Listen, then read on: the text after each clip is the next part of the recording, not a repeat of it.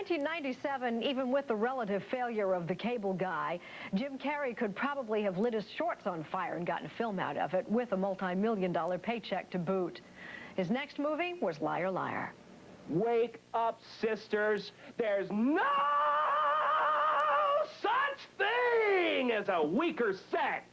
Give me a little thumbnail sketch of Fletcher Reed. Who is this guy? Fletcher Reed's a guy who needs to lie because, like all of us do a little bit, but Fletcher Reed, it's an extreme case because I guess he has low self-esteem. He's done a lot of bad things. He's a lawyer, basically. You're the victim here. The wife of a cold, distant workaholic, starved for affection, driven into the arms of another man. 7. Yeah, whatever. You're not trying to deny him what is rightfully his.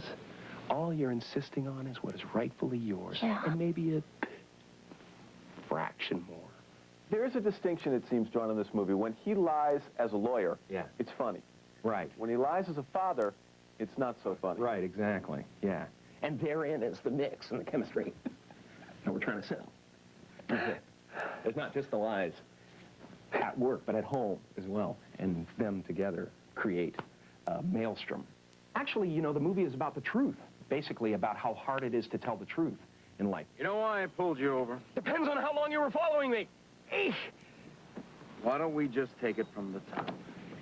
Here goes. I sped. I followed too closely. I ran a stop sign. I almost hit a Chevy. I sped some more. I failed to yield at a crosswalk. I changed lanes in the intersection. I changed lanes without signaling while running a red light and speeding. Is that all? No.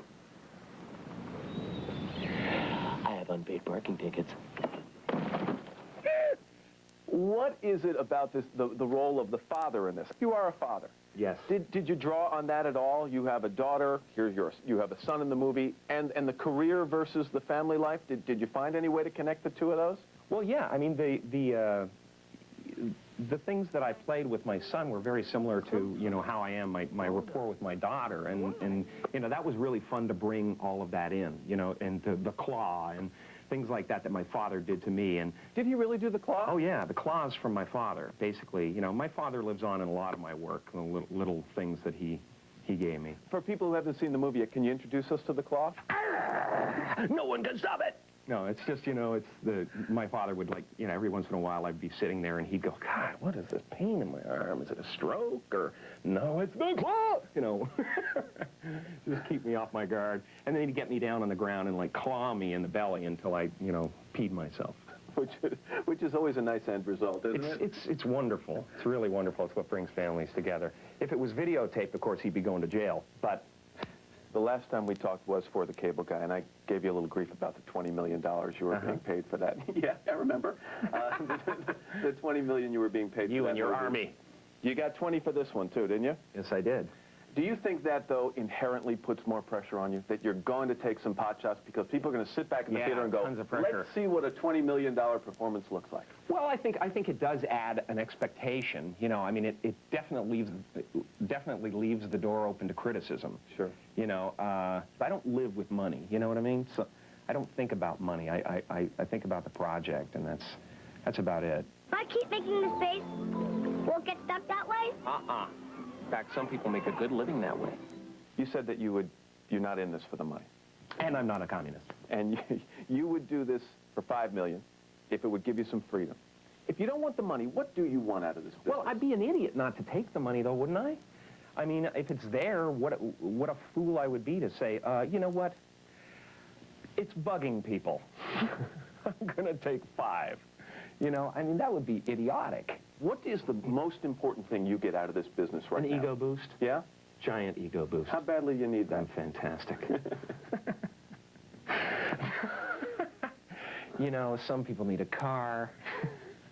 I need to know that everywhere I go, people go, Good morning. Morning. Good morning.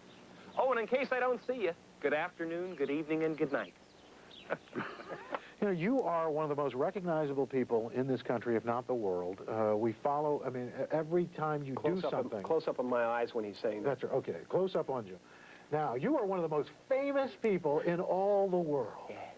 How do you, Jim Carrey, deal with your fame? How do you deal with that? I don't know. I'm human. I have had too much, like, fear of it all going away someday to get smug about it, you know? I've seen it happen. I don't know. Fame is from inside out, it doesn't look the same.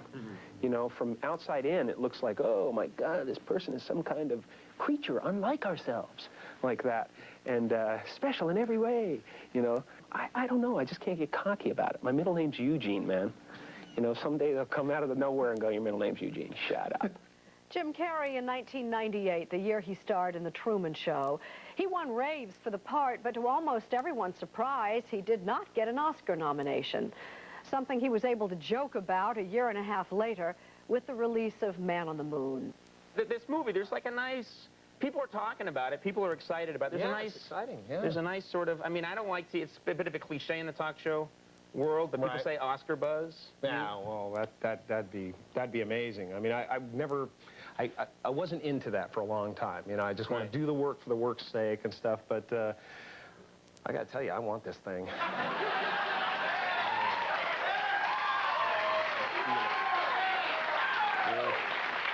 I can taste it, man. You can taste it. I can taste it. It's biting on the line, you know? It's on there. It's on the line, man. I got the perfect lure. I got the perfect bait. I'm like Robert Shaw in Jaws. Put some water on the reel, Chief.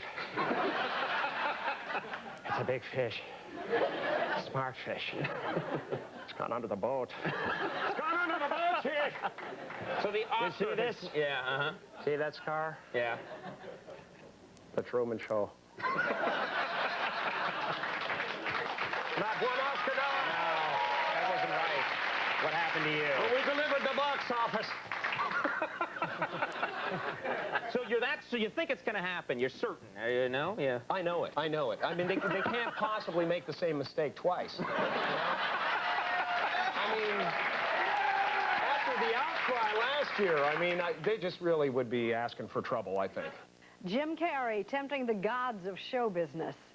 Carrey may have found fame and fortune playing the fool up on the big screen, but he's no dummy. His career role model is not any comedian, but modern-day everyman and Oscar winner Tom Hanks. Carrey wants to do a lot more than just make you laugh. Don't say we didn't warn you. That's Time and Again for now. Thanks for joining us. I'm Jane Pauley, and we're history. I've always wanted to play Carnegie Hall. That's funny. See, I don't want to go for cheap laughs. I want real gut reactions. I want the audience to have gone through an experience. They love me, they hate me, they walk out. It's all great.